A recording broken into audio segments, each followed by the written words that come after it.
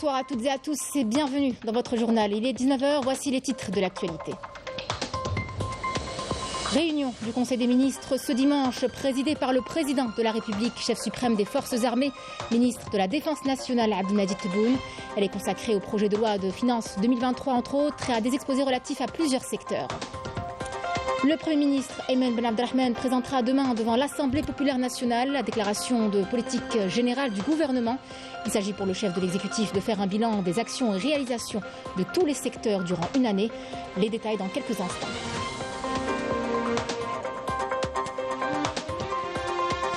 À la une également, cette campagne labour-semaille lancée hier. Tous les moyens ont été mis en place pour assurer la réussite de cette saison. Un grand soutien est accordé aux agriculteurs. Nous irons à Constantine pour le constater, mais aussi à Alger, où plus de 6000 variétés de semences sont conservées dans la banque des semences.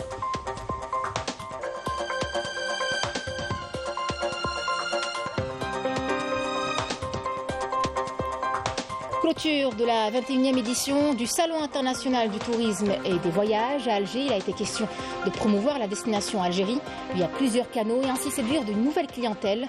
Plus de 340 exposants dans le domaine des voyages et de l'hôtellerie représentant 31 pays en tout y ont participé. Mesdames, Messieurs, bienvenue à vous. Le président de la République, chef suprême des forces armées, ministre de la Défense nationale Abdelmajid Tebboune, préside aujourd'hui une réunion du Conseil des ministres.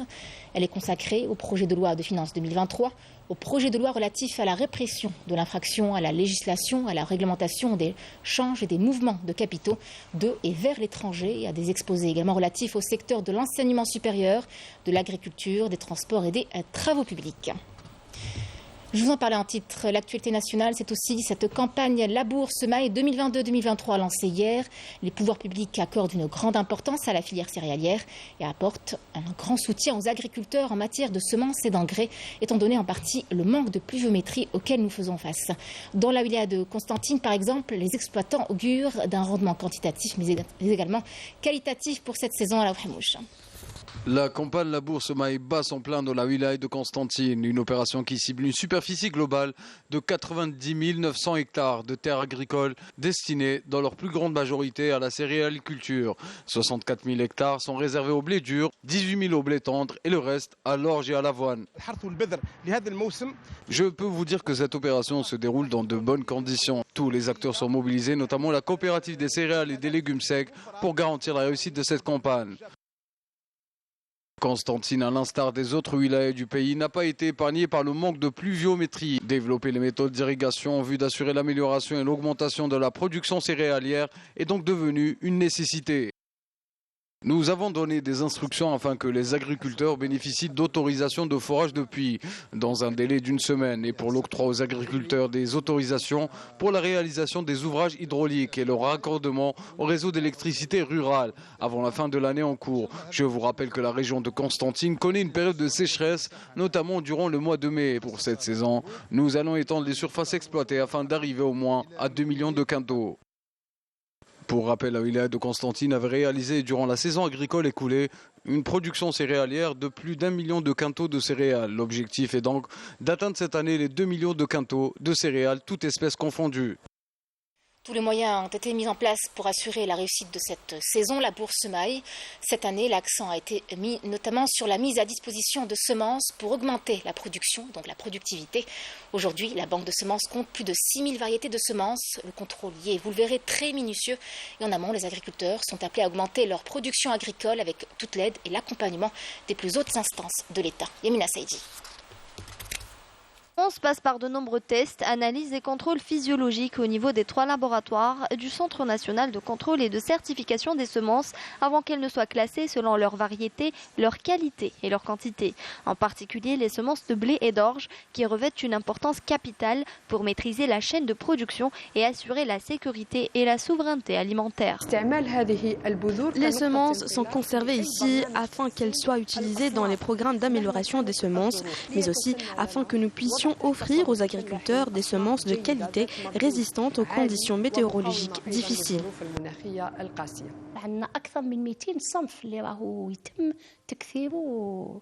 Nous avons plus de 200 variétés qui sont en phase d'intensification au niveau des entreprises spécialisées dans la production des semences.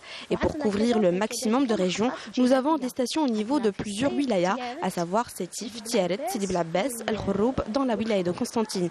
Toutes les stations régionales ont pour but de collecter et contrôler les semences des 4 coins du pays. Plus de 6000 variétés de semences sont conservées au niveau de la Banque des semences et contrôlées par plus de 60 chercheurs spécialisés dont l'objectif est de développer et de diversifier les semences algériennes selon les normes internationales. نقوم بقراءة البذور حيث نقرأ النباتات السليمة وكل نبتة سليمة تمثل نسبة مئوية حيث لا. Après le prélèvement des échantillons et l'analyse des plants, nous procédons à la classification. Les plants sains à hauteur de 85% et plus sont conservés. Nous remettons par la suite le CAD, certificat d'agréage définitif. Nous sommes dans le laboratoire réservé à la détection de virus où nous utilisons un matériel de haute technologie selon les normes internationales. D'ailleurs, notre travail est reconnu par des organismes internationaux. Le travail du Centre national de contrôle et de certification des semences et plants, qui abrite également la Banque nationale de semences, a réussi sa mission, grâce notamment au programme de l'État, en vue de garantir une semence de qualité sans avoir recours à l'importation. C'est demain, lundi, que le Premier ministre Ayman Ben Abdelrahman présentera devant l'Assemblée populaire nationale la déclaration de politique générale du gouvernement. Il s'agit pour le chef de l'exécutif de faire un bilan des actions et réalisations de tous les secteurs durant une année. C'est un bilan a priori positif que présentera le Premier ministre Ayman Ben Abdelrahman, qui passera en revue une à une les réalisations des différents secteurs concrétisés dans le cadre des réformes initiées par le président de la République. Le bilan d'action du gouvernement concerne la période allant de septembre 2021 à août 2022.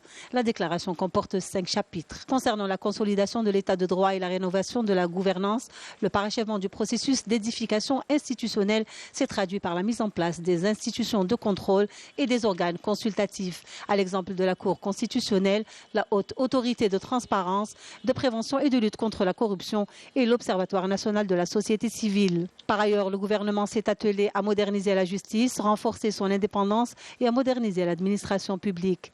Le document en question met également en relief les réalisations de l'ANP, laquelle s'attelle à réunir toutes les conditions pour le développement et le renforcement des capacités du système national de défense, comme la sécurisation des frontières et la préservation de l'intégrité territoriale par la consolidation des dispositifs de surveillance et de protection déployés tout au long des frontières terrestres et des espaces maritimes et aériens de souveraineté. La politique étrangère n'est pas en reste. La diplomatie algérienne connaît en effet une dynamique nouvelle axée sur la défense des intérêts de la nation, la contribution à la sécurité et à la stabilité régionale, le renforcement des liens avec l'Afrique et le monde arabe, le développement du partenariat, le renforcement de la paix dans le monde, mais aussi le redéploiement de la diplomatie économique. La déclaration de politique générale du gouvernement évoque par ailleurs la reprise de l'activité économique, notamment après la baisse enregistrée à cause de la pandémie de la Covid-19, et met en exergue l'efficacité des mesures prises à cet effet, comme le renforcement des leviers de croissance, le développement des secteurs stratégiques, la valorisation de la production nationale, le renforcement de l'économie de la connaissance et l'accélération de la transition numérique. Le document cite également les principales mesures prises en vue de renforcer les secteurs de la santé, de l'éducation nationale et de l'enseignement supérieur, d'améliorer le cadre de vie du citoyen et de consolider la politique sociale. La consolidation du pouvoir d'achat du citoyen, l'amélioration de la prise en charge des populations vulnérables, la consolidation des systèmes de sécurité sociale et de retraite, la revalorisation des salaires des enseignants et des personnels médicaux et paramédicaux, l'allocation chômage et l'amélioration de l'accès au logement décent sont autant de réalisations enregistrées. Pour ce qui est du secteur de la santé, il est fait état du renforcement de la couverture sanitaire, des structures de soins et l'amélioration de l'approvisionnement des établissements de santé en médicaments et dispositifs médicaux. La promotion des activités physiques et sportives est mise également en relief dans la déclaration qui évoque parmi les réalisations du secteur le nombre de médailles obtenues lors de la 19e édition des Jeux méditerranéens d'Oran. Vous le savez, l'Algérie se prépare à abriter le 31e sommet arabe le 1er et 2 novembre prochain, qu'elle veut unificateur et qui jettera les bases d'une action arabe commune prometteuse, ce à quoi aspire le peuple mauritanien, à l'instar de tous les peuples des autres pays arabes. Le président de l'Union des écrivains et homme de lettres mauritaniens, le docteur Al-Khalil Al-Nahwi, a tenu à souligner l'importance de ce sommet arabe dans l'unification des rangs et des positions. On l'écoute. Notre message aux chefs des États arabes est de poursuivre sur cette lancée, de continuer sur le chemin de l'unification des rangs. Il faut colmater les brèches et unifier les positions. Il faut éviter tout ce qui nous sépare et nous focaliser sur ce qui nous unit. Hommes de lettres et peuples arabes, de manière générale, doivent soutenir leurs dirigeants afin que tous s'unissent autour d'un même objectif, celui de jeter les bases d'une action arabe commune. La question palestinienne, une des questions cardinales qui sera abordée lors du sommet arabe qu'abritera Alger le 1er et 2 novembre prochain. Notre envoyé spécial Emel Bouarba à Beyrouth au Liban a rencontré Mahan Bachour, écrivain militant de la cause palestinienne et président du Forum panarabe. On l'écoute.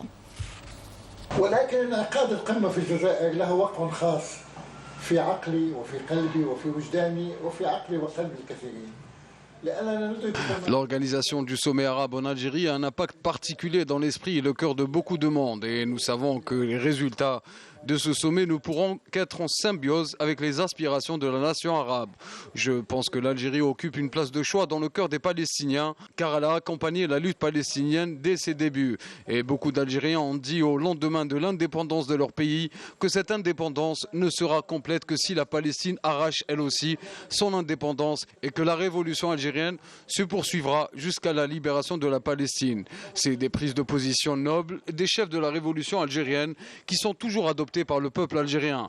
Nous souhaitons l'organisation d'un Conseil national palestinien consensuel qui regroupera toutes les factions palestiniennes. Cela peut se traduire par une position politique palestinienne qui réunira les rangs des Palestiniens, particulièrement en terre d'Algérie. Le sommet arabe accordera une place de choix à la Palestine et à la cause palestinienne. Au deuxième jour du premier forum des jeunes d'Algérie qu'abrite la wilaya de Tébessa, les participants soulignaient la nécessité de renforcer, de promouvoir la participation des jeunes dans le processus d'édification de l'Algérie nouvelle.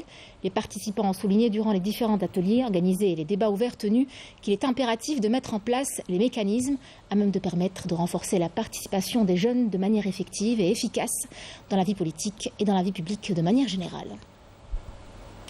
Clôture aujourd'hui de la 21e édition du Salon international du tourisme et des voyages à Alger, une manifestation qui a vu la participation de plus de 340 exposants dans le domaine des voyages et de l'hôtellerie.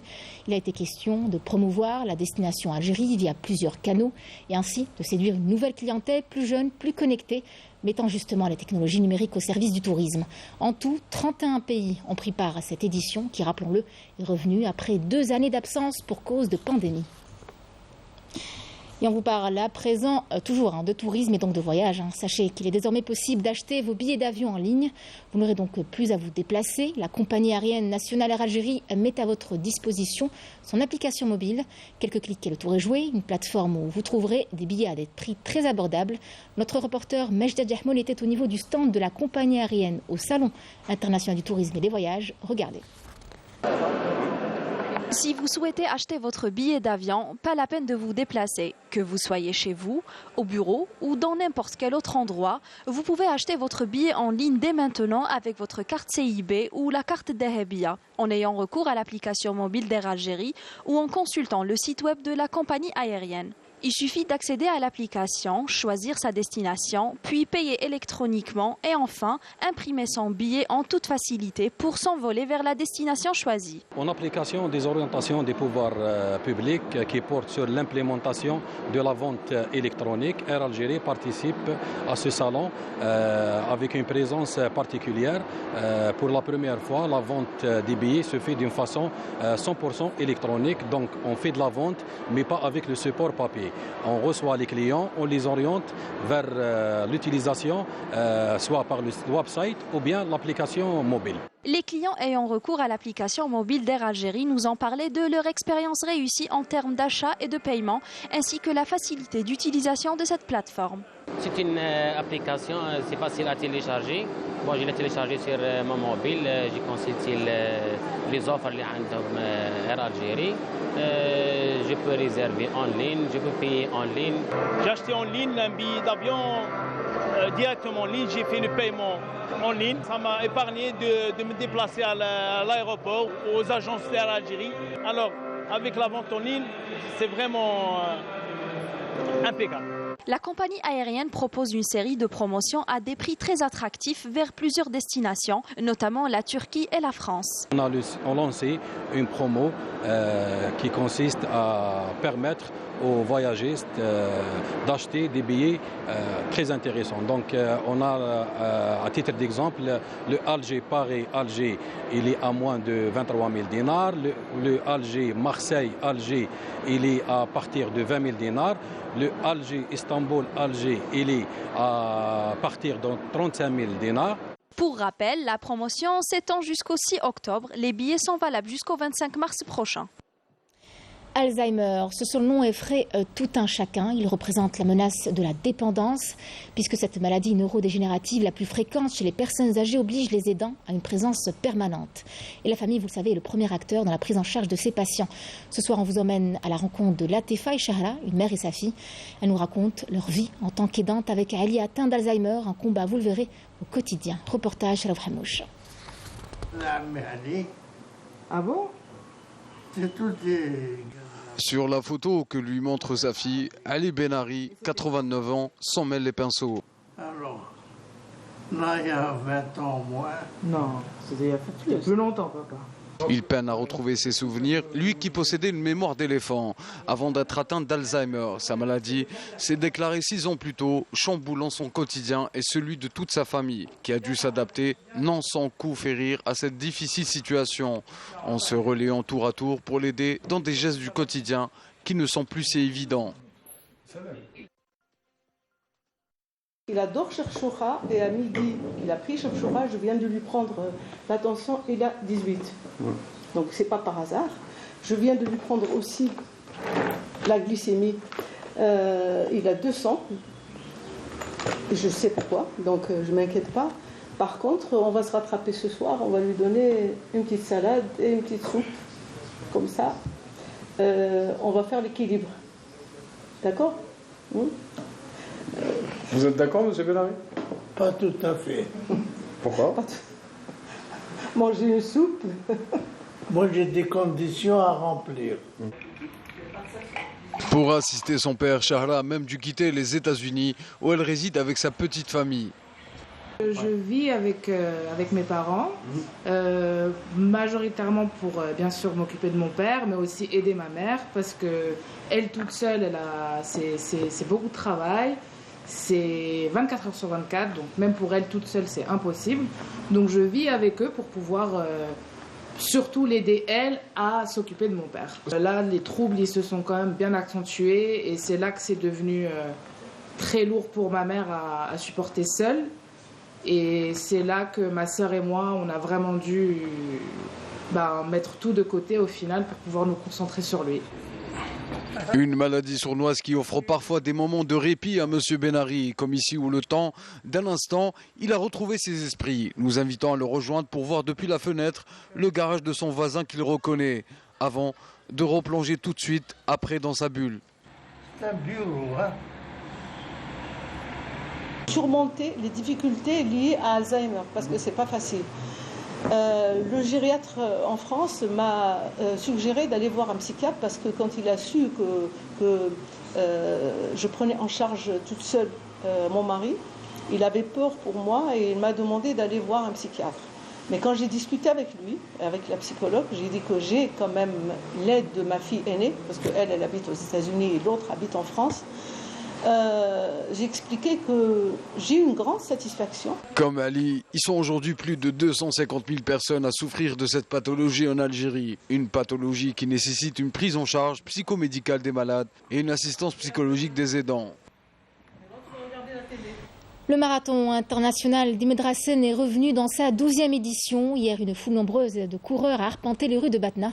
Comme chaque année, amateurs et professionnels venus de nombreux pays s'y rendent, d'autant plus que c'est un marathon aux objectifs culturels et patrimoniaux en cours pour sensibiliser à l'intérêt de préserver le mausolée royal numide d'Imdrassen, d'une grande valeur historique, et pour sa promotion en tant que destination touristique. Malim Damis. Des centaines de coureurs venus des 4 coins du pays et de pays arabes et africains ont participé à la 12e édition du marathon d'Imdrassen, un événement sportif qui a regroupé les adeptes de cette discipline. J'ai décidé de participer à cet événement parce que j'ai un marathon le 4 octobre en Tunisie. La semaine dernière, j'ai couru 40 km. C'est pour cette raison que j'ai eu beaucoup de difficultés lors de cette compétition.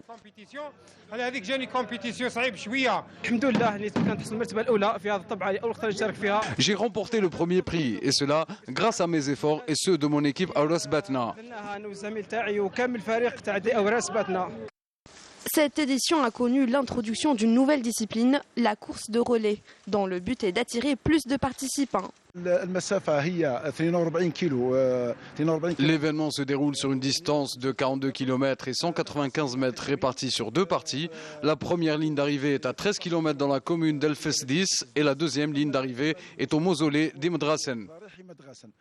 Ce marathon qui se tient dans la ville de Batna depuis 2010, c'est une manifestation sportive, culturelle et touristique qui a aussi pour rôle de faire la promotion de la région. Il y a une forte participation. Des milliers de coureurs ont répondu présents pour prendre part à cet événement sportif de portée culturelle.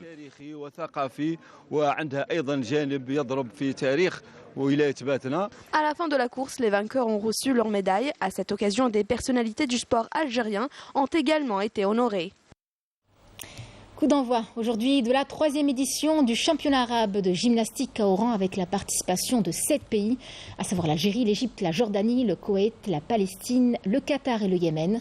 Les pays présents dans l'épreuve sont représentés par 82 athlètes, dont 39 du sexe féminin, qui vont participer dans 3 catégories, à savoir pré-junior, junior et senior. Voilà, c'était la dernière information de notre journal. Merci de nous avoir suivis et je vous retrouve demain pour l'édition du 19h. En attendant, excellente soirée.